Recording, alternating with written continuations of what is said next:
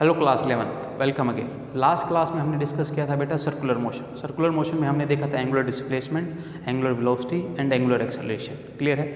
उसके बाद हमने एक जो रिलेशन निकाला था एंगुलर वेलोसिटी के बीच में और लीनियर वेलोसिटी के बीच में, क्या था बेटा वो v = ओमेगा क्रॉस r। ठीक है।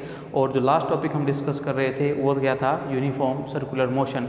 ऐसा मोशन जिसमें स्पीड तो कांस्टेंट रहे परंतु डायरेक्शन क्या करे, लगातार चेंज करें। अगर डायरेक्शन चेंज करेगी तो वेलोसिटी भी चेंज होगी और एक्सेलरेशन एग्जिस्ट करेगा।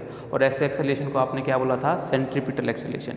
सेंट्रीपिटल एक्सेलरेशन का मैग्नीट्यूड क्या आया था, v²/r, और मैं कहूँ r ω², और उसकी डायरेक्शन हमेशा किस तरफ आई थी, टूवर्ड्स दी सेंटर। क्लियर है। तो यहाँ तक हम लोग डिस्कस कर चुके थे। अब आज की क्लास में हमारा पहला टॉपिक होगा relation between linear acceleration and angular acceleration. Clear है। तो ये आपके पास एक रोड है जो इस पॉइंट के अबाउट पावेटेड है, तो ये इस तरीके से क्या कर सकती है बेटा, रोटेट कर सकती है। इस पॉइंट से डेट इज O से A की दूरी कितनी है, r है, और आपने इसको इस डायरेक्शन में एंगुलर वेलोसिटी दी है ओमेगा, तो अल्टीमेटली ये इस तरीके से जाएगी और इसकी लीनियर वेलोसिटी की डायरेक्शन कुछ इस तरीके से होगी। ठीक है। अब देखिए आप ओमेगा की अगर डायरेक्शन की बात करूँ तो ओमेगा की डायरेक्शन होगी अंदर की तरफ, मैंने राइट हैंड थंब रूल लगाया है, और r की डायरेक्शन ये रही। ठीक है। तो ओमेगा और r के बीच में एंगल कितना बन रहा है, 90 डिग्री, और ओमेगा क्रॉस r करेंगे तो वेलोसिटी की डायरेक्शन आपको यही मिलेगी। क्लियर है। तो वेलोसिटी क्या होती है, ओमेगा क्रॉस r, और जब ये क्रॉस प्रोडक्ट हटाऊंगा तो साइन आएगा, और ओमेगा और r के बीच में एंगल 90 है इस केस में, तो साइन 91 होता है, तो ये कितना आ गया, ओमेगा r आ गया। ठीक है। अब इस इक्वेशन को डिफरेंशिएट कर दो विद रिस्पेक्ट टू टाइम, तो ये क्या आ जाएगा, dv/dt = r d⍵/dt। देखिए आप कहेंगे सर ये r आपने बाहर क्यों निकाल लिया, पॉइंट A के लिए r फिक्स है, इसकी दूरी O से फिक्स रहेगी। हालांकि ओमेगा बदल सकती है, एंगुलर वेलोसिटी इसको तेज भी दे सकते हो और कम भी कर सकते हो। क्लियर है।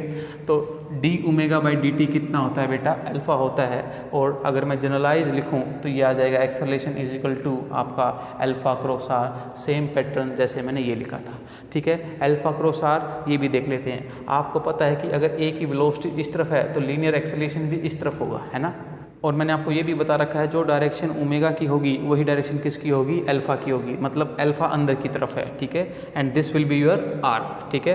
तो अगर मैं अल्फा क्रॉस r करता हूँ तो A की डायरेक्शन मेरे को यही मिलती है, और यानी कि अपना ये एक्सप्रेशन ठीक है। ठीक है। नेक्स्ट देखते हैं बेटा नॉन यूनिफॉर्म सर्कुलर मोशन। ठीक है। ये एक एडवांस स्टेज है यूनिफॉर्म सर्कुलर मोशन की। इस केस में आपकी स्पीड भी चेंज हो रही है और डायरेक्शन भी क्या हो रही है, चेंज हो रही है। वेलोसिटी क्या होता है बेटा, मैग्नीट्यूड प्लस डायरेक्शन। यहाँ पर ना तो मैग्नीट्यूड कांस्टेंट है और ना ही डायरेक्शन कांस्टेंट है। ठीक है। अब देखो मैग्नीट्यूड बदल रहा है, उसकी वजह से भी एक एक्सेलरेशन आएगा, और डायरेक्शन लगातार बदल रही है उसकी वजह से भी एक एक्सेलरेशन आएगा। जो डायरेक्शन की वजह से एक्सेलरेशन आता है वो तो आपको पता है क्या होता है, सेंट्रीपिटल एक्सेलरेशन, और जो मैग्नीट्यूड की वजह से आता है उसे क्या बोलते हैं, टेंजेंशियल एक्सेलरेशन। क्लियर है बात आपको। तो नेट एक्सेलरेशन अल्टीमेटली इन दोनों का वेक्टर सम होगा AC + AT का। ठीक है। AC आप निकाल चुके हो कितनी होती है, r ω², और उसकी डायरेक्शन कहाँ होती है, टूवर्ड्स दी सेंटर। AT की वैल्यू क्या होती है बेटा, ओमेगा × अल्फा। क्लियर है बात आपको। और ये अलोंग दी टेंजेंट लगती है। यहाँ पर देखिए इस पर्टिकुलर पॉइंट पर आपका जो AT होगा इसके टेंजेंट होगा, क्योंकि देखो यहाँ पर कुछ वेलोसिटी 1 पॉइंट समथिंग रही होगी मान लो। ठीक है। तो यहाँ पर वेलोसिटी चेंज हुई तो AT इस डायरेक्शन में आएगा जबकि AC इस डायरेक्शन में आएगा, और इन दोनों का वेक्टर सम क्या होगा, हमारा A होगा। क्लियर है बात आपको। ये बात याद रखना, AT हमेशा टेंजेंट में लगता है और AC हमेशा सेंटर पर लगता है। तो ये मेरा क्या होने वाला है, रिजल्टेंट एक्सेलरेशन। हर जगह बेटा आपका A डिफरेंट हो सकता है, क्योंकि AT अलग अलग हो सकता है। मान लो यहाँ पर बॉल की स्पीड कम बढ़ी हो और यहाँ पर बॉल की स्पीड ज़्यादा बढ़ी हो, तो आप कह सकते हैं कि यहाँ पर AT ज़्यादा होगा और अल्टीमेटली A क्या होगा, ज़्यादा होगा। क्लियर है। अगर मैं देखूँ ध्यान से AC और AT आपस में क्या है, परपेंडिकुलर हैं, तो रिजल्टेंट एक्सेलरेशन का मैग्नीट्यूड कैसे निकलेगा बेटा, AC² + AT² under the root. मैंने कुछ नहीं किया, ये वेक्टर सम क्या है, A² + B² + 2AB cos theta, और cos 90 है यहाँ पर, तो पीछे वाली टर्म कैंसिल हो जाएगी और अल्टीमेटली ये एक्सप्रेशन आपको मिल जाएगा। क्लियर है। अगर AT 0 हो जाए, ठीक है, अगर AT 0 हो जाए मतलब ये चीज़ 0 हो जाए, मतलब मैग्नीट्यूड कांस्टेंट हो जाए, हाँ कि ना। AT तो आ किसकी वजह से रहा है, मैग्नीट्यूड की वजह से आ रहा है, और अगर मैग्नीट्यूड ही कांस्टेंट हो जाए तो AT 0 हो जाएगा, तो सिस्टम अपने आप किस में बदल जाएगा, यूनिफॉर्म सर्कुलर मोशन में। मतलब यहाँ पर भी स्पीड 2, यहाँ पर भी स्पीड 2, यहाँ पर भी स्पीड 2 और यहाँ पर भी स्पीड 2। क्लियर हो रही है बात। एक नॉन यूनिफॉर्म सर्कुलर मोशन पर क्वेश्चन देखिए बेटा। आपकी एक कार है, वो एक सर्कुलर ट्रैक पर मूव कर रही है और एक पॉइंट पर उसकी वेलोसिटी कितनी है 30 मीटर पर सेकेंड है, ठीक है। और कह रहा है कि जो स्पीड है वो इंक्रीज कर रही है at the rate of 2 metre per second. बताइए इसका एक्सेलरेशन कितना होगा। देखिए इस पर्टिकुलर पॉइंट पर जब बॉडी है तो अगले पॉइंट पर जाएगी तो डायरेक्शन चेंज हो जाएगी, तो मतलब डायरेक्शन चेंज होने की वजह से एक्सेलरेशन आएगा, जिसे आप क्या बोलते थे सेंट्रीपिटल एक्सेलरेशन, जिसकी वैल्यू क्या होती थी v²/r।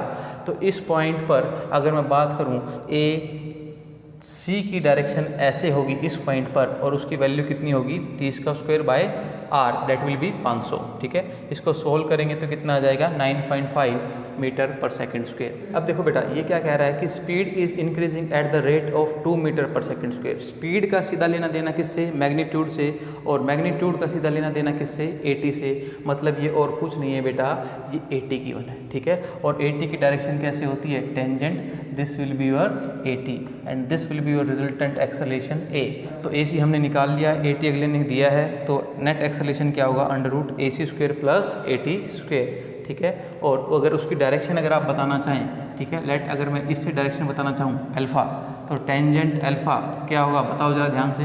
देखो ये वेक्टर, इसको मैं पैरेलली शिफ्ट कर दूंगा, दैट विल बी AC। तो tangent alpha is equal to AC/80। Clear है बात। तो आप यहाँ से ये भी बता सकते हैं कि नेट एक्सेलरेशन कितने एंगल पर लग रहा है with the tangential acceleration. Clear है बात आपको। तो स्टूडेंट्स हमने सर्कुलर मोशन को कंप्लीट कर दिया है बेटा। उसमें हमने नॉन यूनिफॉर्म सर्कुलर मोशन भी देख लिया है और यूनिफॉर्म सर्कुलर मोशन भी देख लिया है। अब बारी है आपकी, जितने ज़्यादा आप क्वेश्चन करेंगे उतनी ही ज़्यादा आपको क्लियरिटी आएगी।